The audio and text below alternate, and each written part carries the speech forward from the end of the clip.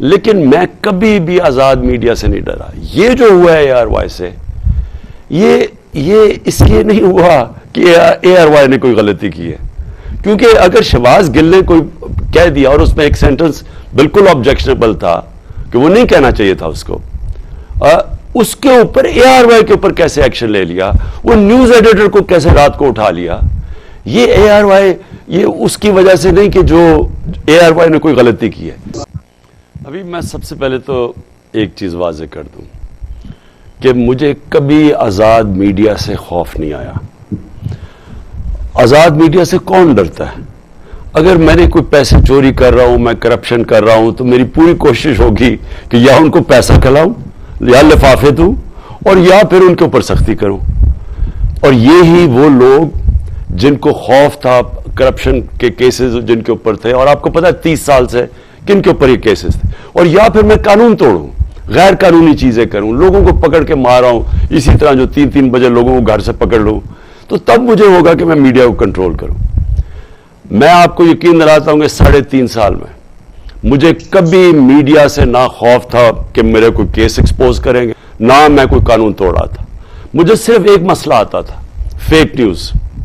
اور fake news ملک کو نقصان پہنچاتا تھا, یا پھر فیک نیوز ایسا ہوتا تھا کہ جو ایک گورنمنٹ کی کریڈیبلٹی کو ہٹ کرتا تھا.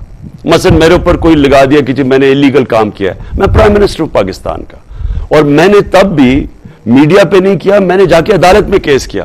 اور سوچیں as a prime minister 2 cases کیے, وہ بھی عدالت میں, مجھے بھی نہیں انصاف ملا.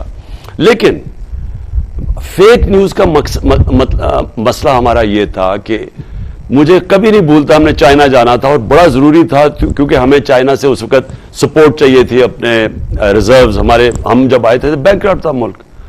تو جانے سے پہلے یا 2 فیک نیوز نکلی 2 میجر اخباروں میں کہ عمران خان نے فیصلہ کیا ہے سی پیک کو ریویو کرنے کا. اب یہ فیک نیوز تھی. چائنا کے اندر مصیبت پڑ گئی. ہمارا امبیسڈر ایئرپورٹ پہ آیا, اس نے کہا جی یہ وہاں سے نیوز آئی ہے, انہوں نے ہماری ایکسپلینیشن مانگی ہے, اب ہم جا رہے ہیں ان سے سپورٹ مانگنے کے لیے. دیکھیں یہ ملک کو نقصان پہنچتا ہے. پھر ایک دفعہ آ گیا کہ جی روپے, IMF سے فیصلہ کر دیا کہ روپیہ پتہ نہیں 184 پہ پہنچ جائے گا ڈالر. وہ پہلے ہی ہمارے پاس ریزرو نہیں تھے, پینک. تو میں اس طرح کی فیک نیوز ساری دنیا کے اندر گورنمنٹ اس کے خلاف یا انڈیویجولز ایکشن لیتے ہیں, لاز ہوتے ہیں, پروٹیکٹ کرتے ہیں ساری دنیا میں. کیونکہ میں تو انگلینڈ جانتا ہوں, تو میں تو ایک لائبل کیس بھی لڑا ہوا ہوں, تو مجھے تو پتا ہے. لیکن میں کبھی بھی آزاد میڈیا سے نہیں ڈرا. یہ جو ہوا ہے ARY سے, یہ اس لیے نہیں ہوا کہ ARY نے کوئی غلطی کی ہے, کیونکہ اگر شہباز گل نے کوئی کہہ دیا اور اس میں ایک سینٹنس بالکل آبجیکشنبل تھا کہ وہ نہیں کہنا چاہیے تھا اس کے اوپر ARY کے اوپر کیسے ایکشن لے لیا, وہ نیوز ایڈیٹر کو کیسے رات کو اٹھا لیا. یہ ARY یہ اس کی وجہ سے نہیں کہ جو ARY نے کوئی غلطی کی ہے.